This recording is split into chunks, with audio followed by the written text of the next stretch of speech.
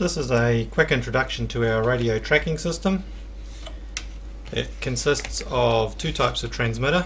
There's a radio fox hunt transmitter, which is small and simple. The shorter antenna is better for tracking in smaller areas, your local park. The transmitter is self-contained, has a CR2032 coin cell in there. Standby time good for a couple of years. Tracking time good for 4 weeks or more. Simple jumper. Pull the jumper off to arm the unit and it begins transmitting a beacon signal. There are two different tones, a higher tone and a lower tone, so you can run two transmitters at the same time. I have two teams tracking, run a competition. Replace the jumper when you find the unit and it shuts off, goes back to sleep.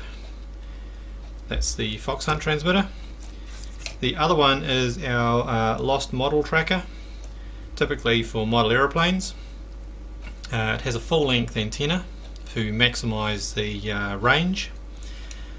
Same structure, same battery, piezo beeper, which you can hear on a quiet morning, evening, night, about 50 metres away. It could be helpful for locating a plane in long grass or a cornfield or low scrub.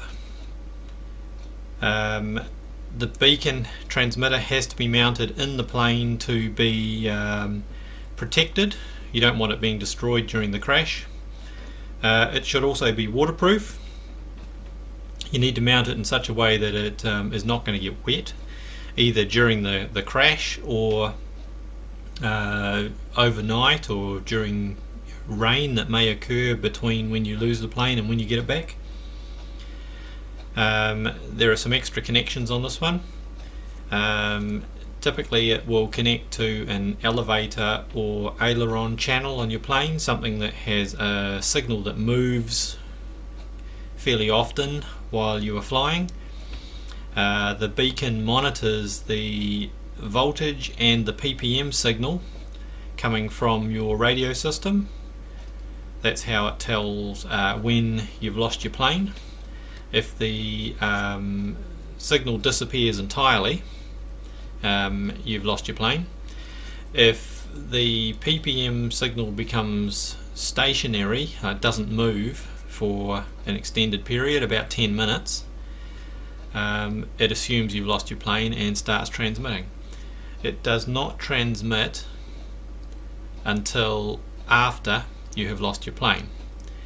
The jumper is actually a small capacitor which is sensed by the beacon, so moisture and short circuits applied to the arm-disarm pins will not stop the beacon from operating. You can extend the beacon if you want to put the tracker inside your plane. You can use a 3 or even a 2-core lead and extend the beacon to the outside of the model. Because it's not affected by water, it doesn't matter if it gets wet. Only the jumper will shut it off.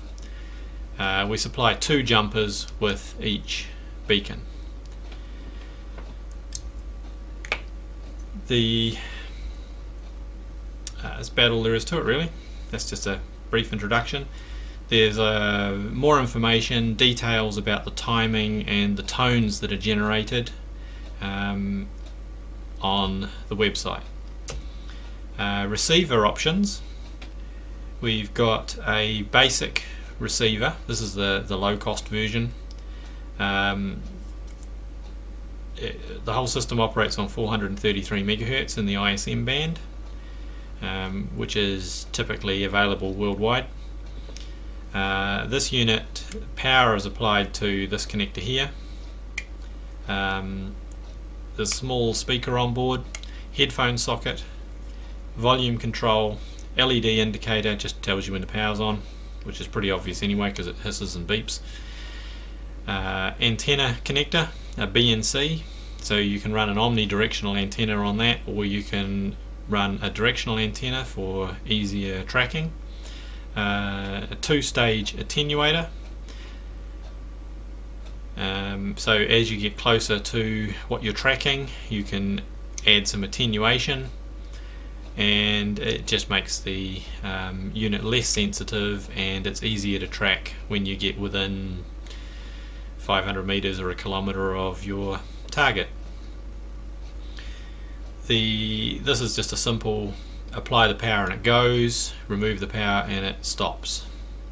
The speaker or the headphones, you hear whatever is being received, background noise and beacon transmissions, which makes it quite easy to use. This is the other version that we've supplied.